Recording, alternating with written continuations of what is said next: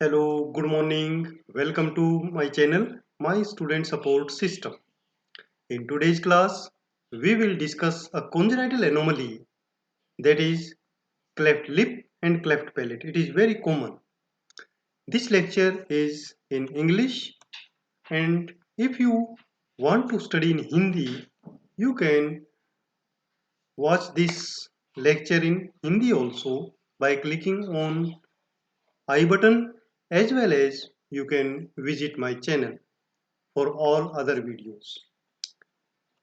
What is cleft lip and cleft palate? Let us start.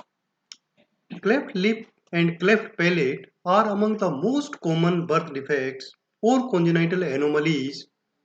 Cleft lip and cleft palate are opening or split in the upper lip, the roof of the mouth, or both.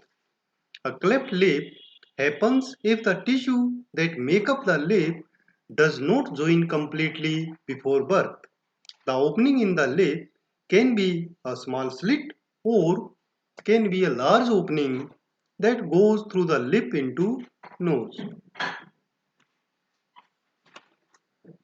A cleft lip can be on one side, that is unilateral cleft lip, or on both sides, that is known as bilateral cleft lip, or in sometime in the middle, which occur very rarely. Children with a cleft lip also can have cleft palate. What is cleft palate? A cleft palate happens if the tissue that make up the roof of the mouth does not join completely during pregnancy or in the fetal life.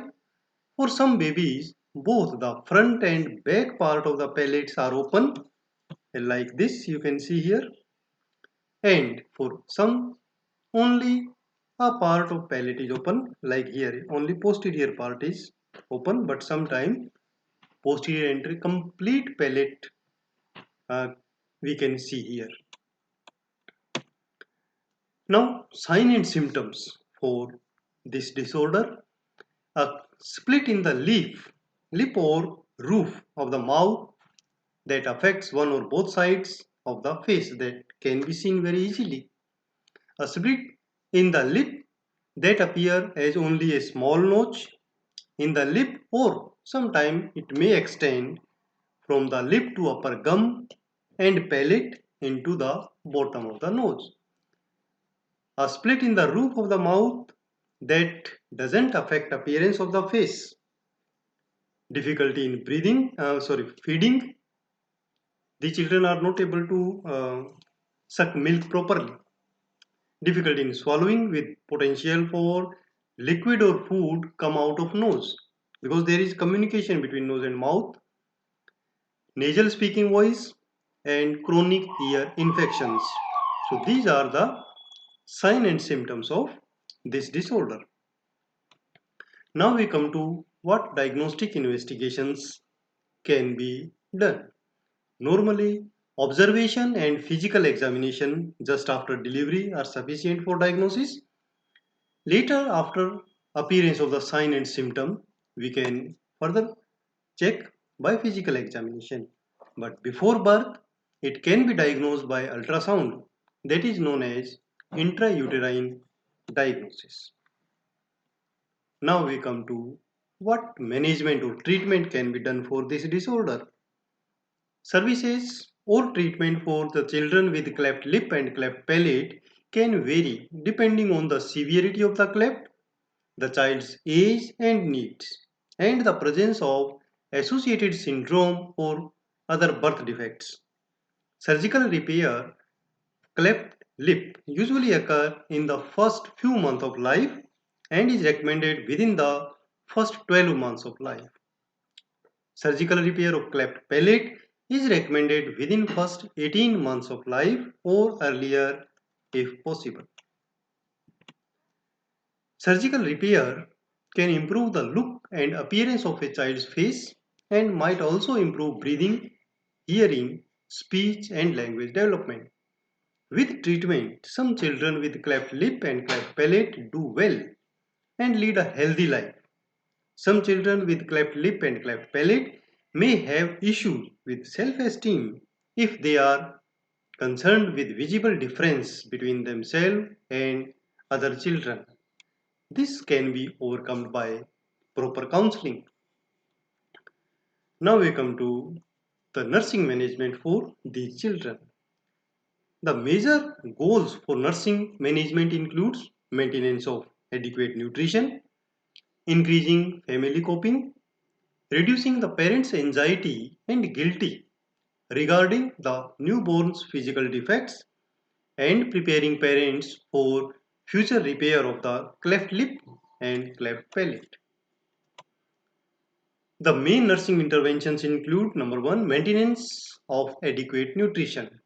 Breastfeeding should be encouraged to maintain adequate nutrition. If the newborn cannot be breastfed, then the mother's breast milk may be expressed and used instead of formula. So that expressed milk should be given to baby. Positioning. If the cleft lip is unilateral, the nipple should be aimed at the unaffected side. Means it the cleft is a left side, then the nipple should be towards right side. So the baby can suck properly. The infant should be kept in upright position during feeding. Okay, should be straight. The baby should be straight, not in lying down position, so that baby can suck properly.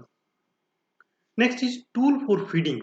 Means what tools we should use if the child is not properly breastfed or not able to suck properly. Then we use lamb's nipple. The lamb's nipple have extra nipple, extra length is there, and special cleft palate nipples are also known as the lamb's nipple. They are molded and fit into the open palate area to close the gap may be used. One of the simplest and most effective method may be the use of an eyedropper or an asepto syringe with a short piece of rubber tubing on the tip. So you can see here, this is the lamb's nipple and this is the alternate method, Beak's feeder, which we can prepare. Next is promote family coping. Encourage the family to verbalize their feelings regarding the defect and their disappointment. Provide psychological support to the parents and explain positive aspects of correction of defects and other possible treatment. Reduce family anxiety. Give the family information about cleft repair. Encourage them to ask questions and reassure them that any question is valid. Provide family teaching. Explain the usual routine, preoperative, intraoperative and postoperative nursing care. Written information is helpful, but be sure that parents understand the information. Other nursing interventions includes all nursing care of hospitalized child, which we have discussed in the previous lecture.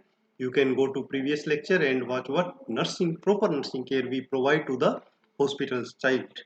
That nursing care and few these points for specialized this disease we can write. Now we come to the next topic that we will discuss will be another congenital disorder of gastrointestinal disease. Please watch the videos, like, share and subscribe so that you can get notification of upcoming disorders. You can visit my blog for preparing your notes at mynursingsstudents.blogspot.com. Thank you.